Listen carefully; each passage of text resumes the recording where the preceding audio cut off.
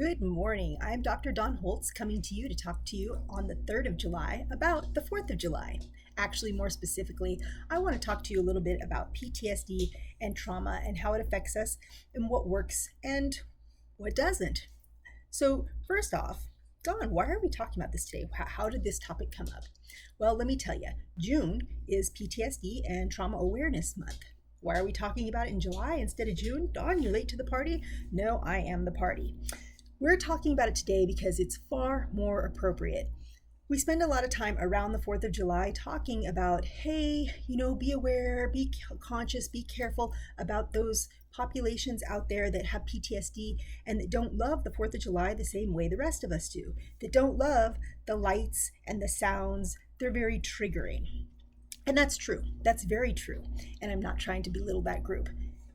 Those people need to be thought of and taken care of, and we need to have resources available for people who experience PTSD. And when I say that, I mean it. And I mean it on a bigger scale. What we don't realize, a lot of people don't realize, is that PTSD is not limited to people who come home from war or people who have experienced big, loud events, been shot at, been around explosives, those kind of things.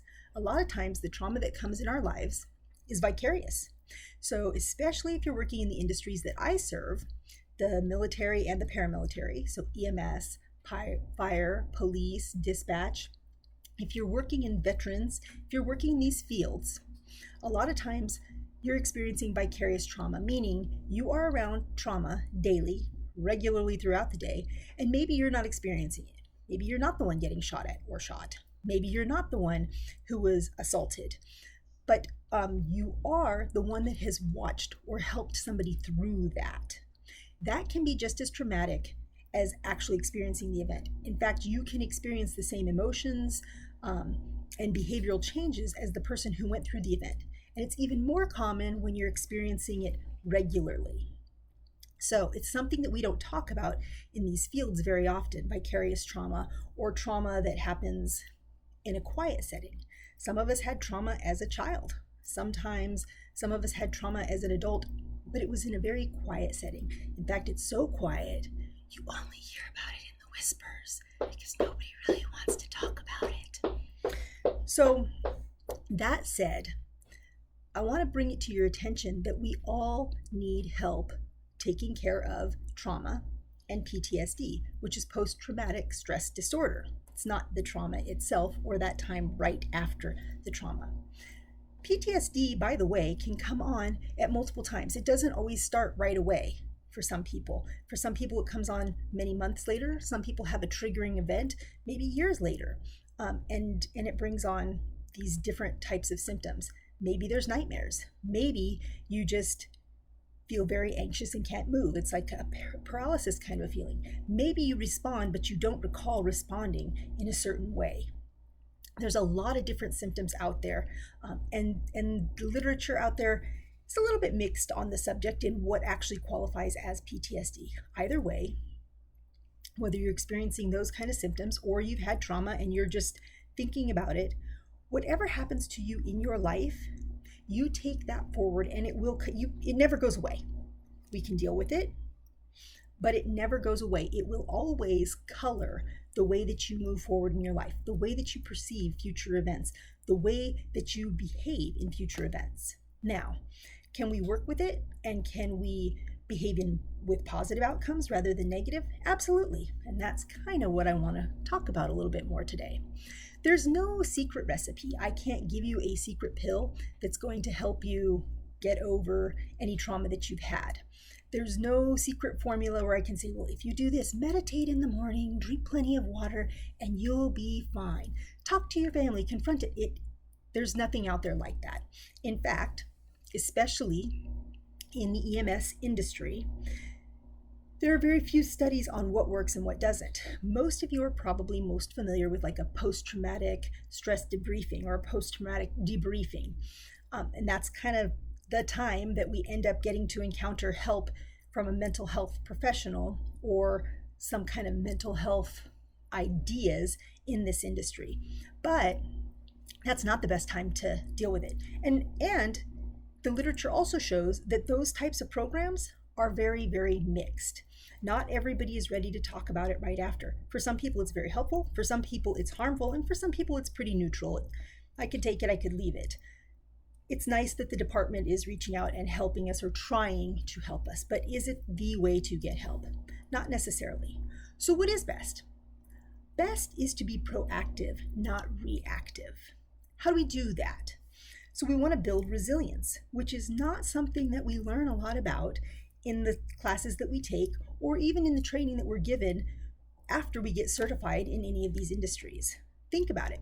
How long was dedicated in your class to mental health, to resilience, to, hey, you're going to encounter these situations. You're going to encounter this stress. You're going to encounter trauma regularly. What do you do about it? How should you proceed? Not very much. Not in my EMT class, not in my paramedic class, not in my dispatch class, not in my train the trainer classes did I encounter very much. It actually wasn't given a lot of thought until, and even when I went to the training EMS, NAMSI, not a lot, but it's becoming a hotter topic now, which is fantastic.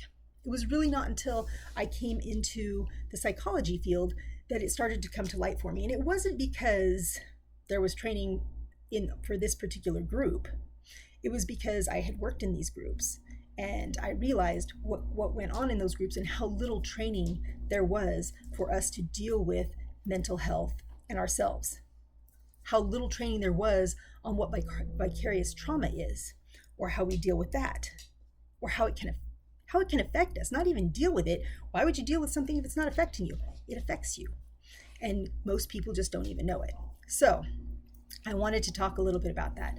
The best way to deal with it, like I said, is a proactive approach. Resilience. You've got to build resilience. Again, there's not a secret recipe to resilience. I would say, if possible, start early in your career, but it is never too late.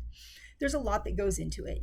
Make sure you're eating right, make sure you're getting enough exercise, take the time for yourself, but that's not all there is to it. And I think that it's different for each individual person.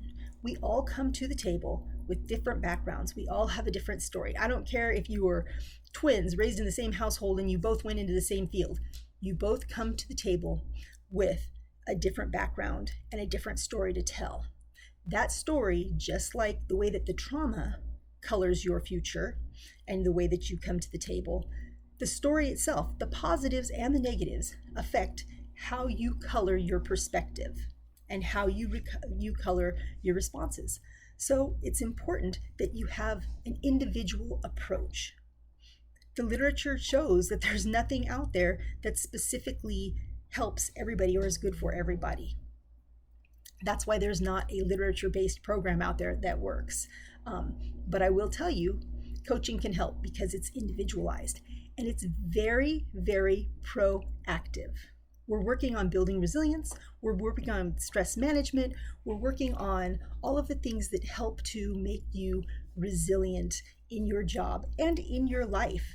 And what better way? If you came to this field, you were called to this field because you love it. You weren't called to this field for a paycheck, guaranteed. Why not be able to continue to build that career rather than having it break you down and stress you out? So what I'm saying to you now is find a coach. I don't have to be it. I'm fun. I'm easy to work with, I think, but a lot of people don't. Maybe you don't want a female. Maybe you don't want somebody that's fun. Maybe you don't want a blonde. Who knows? Anyway, find the right person for you. If I'm that person, DMH Performance at info.com. I'm sorry, www.dmhperformance.info. That's where you go. I'm fun.